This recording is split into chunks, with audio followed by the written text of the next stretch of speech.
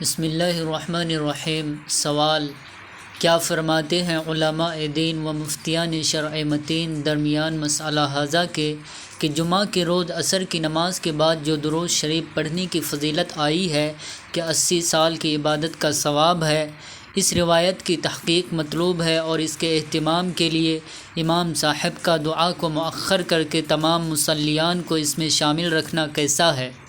براہ کرم تشفی بخش جواب عنایت فرما کر عند اللہ ماجور ہو۔ المستفتی خلیل احمد مالیگاؤں۔ بسم اللہ الرحمن الرحیم۔ الجواب وباللہ التوفیق۔ مسئولہ صورت کا حکم بیان کرنے سے پہلے بندہ بہتر سمجھتا ہے کہ چند صحیح روایات کو ذکر کر دیا جائے جن میں درود شریف پڑھنے کے فضائل بیان کیے گئے ہیں،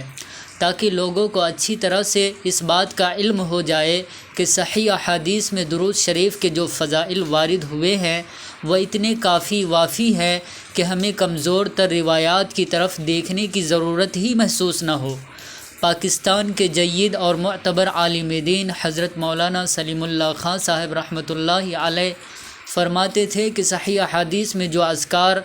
اور دعائیں وارد ہوئے ہیں وہ اتنی بڑی تعداد میں ہے کہ اگر آدمی اسے ہی پڑھتا رہے تو اسے ضعیف احادیث میں مذکور اذکار و دعاؤں کے پڑھنے کی فرصت ہی نہ ملے۔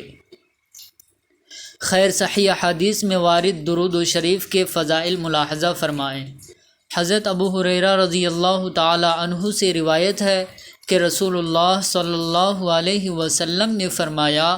جو شخص مجھ پر ایک مرتبہ درود بھیجتا ہے اللہ تعالیٰ اس پر 10 رحمتیں نازل فرماتا ہے۔ حضرت انس رضی اللہ عنہ سے روایت ہے کہ رسول اللہ صلی اللہ علیہ وسلم نے فرمایا، جو شخص مجھ پر ایک مرتبہ درود بھیجتا ہے اللہ تعالیٰ اس پر 10 رحمتیں نازل فرماتا ہے، اس کے 10 گناہ مٹا دیتا ہے اور اس کے 10 درجات بلند فرما دیتا ہے۔ حضرت ابن مسعود رضی اللہ تعالی عنہ سے روایت ہے کہ رسول اکرم صلی اللہ علیہ وسلم نے فرمایا،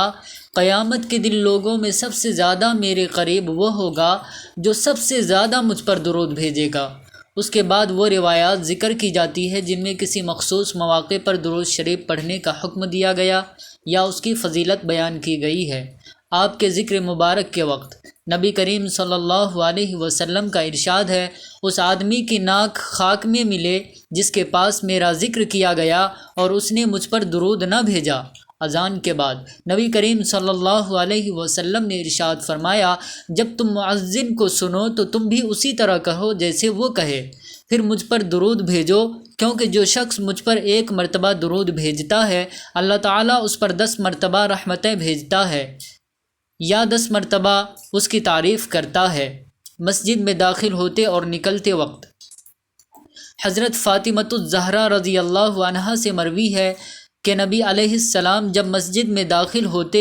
تو پہلے درود و سلام پڑھتے، پھر یہ دعا پڑھتے، اے اللہ میرے گناہوں کو معاف فرما اور اپنی رحمت کے دروازے میرے لیے کھول دے، اور جب مسجد سے نکلتے تب بھی پہلے درود و سلام پڑھتے، پھر یہ دعا پڑھتے، اے اللہ میرے گناہوں کو معاف فرما اور اپنے فضل کے دروازے میرے لیے کھول دے۔ دعا میں حضرت فضالہ بن عبید رضی اللہ تعالی عنہ بیان کرتے ہیں کہ نبی کریم صلی اللہ علیہ وسلم نے ایک شخص کو نماز میں دعا کرتے ہوئے سنا، اس نے آپ صلی اللہ علیہ وسلم پر درود نہ بھیجا، چنانچہ آپ صلی اللہ علیہ وسلم نے فرمایا اس نے جلد بازی کی ہے۔ پھر آپ نے اسے بلایا اور فرمایا، تم میں سے کوئی شخص جب نماز پڑھ لے تو سب سے پہلے اللہ تعالیٰ کی تعریف و ثنا بیان کرے، پھر نبی صلی اللہ علیہ وسلم پر درود بھیجے، اس کے بعد جو چاہے اللہ سے مانگے۔ نماز میں رسول اللہ صلی اللہ علیہ وسلم نے فرمایا، جس کا وضو نہ ہو اس کی نماز نہیں، اور جو وضو میں اللہ کا نام نہ لے اس کا وضو نہیں، اور جو مجھ پر درود شریف نہ پڑھے اس کی نماز نہیں، اور جو انصار سے محبت نہ کرے اس کا درود شریف بھی نہیں۔ صبح اور شام کے وقت حضرت ابو درداء رضی اللہ عنہ سے روایت ہے کہ رسول اللہ صلی اللہ علیہ وسلم نے فرمایا، جو آدمی صبح کے وقت 10 مرتبہ اور شام کے وقت 10 مرتبہ مجھ پر درود بھیجتا ہے اسے قیامت کے دن میری شفاعت نصیب ہوگی۔ جمعہ کے دن رسول کریم صلی اللہ علیہ وسلم نے ارشاد فرمایا، تمام دنوں میں افضل ترین جمعہ کا دن ہے۔ اس روز حضرت آدم علیہ السلام کی ولادت مبارکہ ہوئی اور اس روز ان کی روح قبض ہوئی اور اس روز سور پھونکا جائے گا، اسی دن بے ہوش کیا جائے گا۔ پس تم لوگ مجھ پر بہت زیادہ درود شریف بھیجو، اس لیے کہ تم لوگ جو درود بھیجو گے وہ میرے سامنے پیش ہوگا۔ صحابہ کرام رضی اللہ عنہم نے عرض کیا، یا رسول اللہ، ہم لوگوں کا درود آپ صلی اللہ علیہ وسلم پر کس طرح سے پیش کیا جائے گا؟ حالانکہ آپ صلی اللہ علیہ وسلم قبر میں خاک ہو چکے ہوں گے۔ آپ صلی اللہ علیہ وسلم نے فرمایا، اللہ تعالیٰ نے زمین پر حرام فرمایا ہے انبیاء کے اجسام مبارک کو۔ مضمون کے طویل ہو جانے کے اندیشے سے تمام احادیث کا عربی متن ذکر نہیں کیا گیا، ویسے بندہ نے تمام احادیث کو ان کے اصل ماخذ میں موجود پایا ہے۔ اب آتے ہیں سوال کے جواب کی طرف۔ مشہور محقق شیخ محمد طلحہ بلال احمد منیار حفظہ اللہ نے جمعہ کے دن عصر کے بعد پڑھی جانے والی درود شریف کی فضیلت بیان کرنے والی تمام روایات کی مفصل اور مدلل تحقیق پیش کی ہے، جس سے ان روایات کا شدید ضعیف ہونا واضح ہوتا ہے۔ حضرت کی تحقیق ان کے بلاغ پر پڑھی جا سکتی ہے۔ ان روایات کی تحقیق کے بعد حضرت اس کا خلاصہ یوں بیان کرتے ہیں، الحاصل میری ذاتی رائے اس حدیث کے متعلق یہ ہے کہ اس حدیث کو اگر ہم احتجاج اور ثبوت کی نظر سے دیکھیں تو وہ احتجاج کے قابل نہیں ہے، لیکن اس پر عمل کرنے کی گنجائش ہے، بشرطے کہ اس کے مسنون ہونے کا اعتقاد نہ ہو، سند کے شدید الضعف ہونے کی وجہ سے۔ البتہ اس پر ثواب کی امید کے ساتھ عمل کر سکتے ہیں من باب الاحتیاط، اس لیے کہ ممکن ہے کسی درجے میں اس کا ثبوت ہو مگر اس کے ساتھ ساتھ مذکورہ قیودات کا التزام نہ کرے، جیسے عصر کے بعد پڑھنا اور اپنی جگہ سے اٹھنے سے پہلے پڑھنا، اور یہ بھی کہ ہر جمعہ اس کے پڑھنے کا التزام نہ کرے، بلکہ کبھی کبھی ترک بھی کر دے، چھوڑ بھی دے، تاکہ سنت ثابتہ ہونے کا اعتقاد دل میں راسخ نہ ہو۔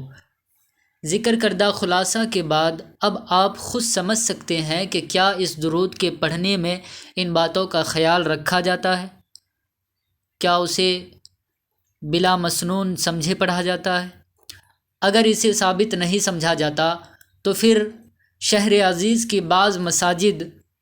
بعض مساجد کے ائمہ کا باقاعدہ اعلان کر کے اور دعا کو مؤخر کر کے تمام مصلیان کو اس کا اہتمام کروانا کس بات کی طرف اشارہ کرتا ہے؟ اسی طرح اس وقت اس درود شریف کے پڑھنے کے متعلق لوگوں کی سنجیدگی اور اس درود سے متاثر ہونے کا یہ عالم ہے کہ بعض مساجد میں درود شریف کا اہتمام کیے بغیر نکل جانے والے افراد کو عجیب و غریب نظروں سے دیکھا جاتا ہے، جیسے وہ کوئی گناہ کر رہے ہو۔ ان اعمال سے تو یہ ثابت ہوتا ہے جیسے اس وقت اس درود کا پڑھنا فرض یا واجب سمجھ لیا گیا ہو۔ انفرادی طور پر پڑھنے میں اس احتیاط کی بات کہی گئی ہے کہ عصر کے بعد اور اپنی جگہ سے اٹھنے سے پہلے اور ہر جمعہ پڑھنے کا مستقل اہتمام نہ کیا جائے تو پھر اجتماعی طور پر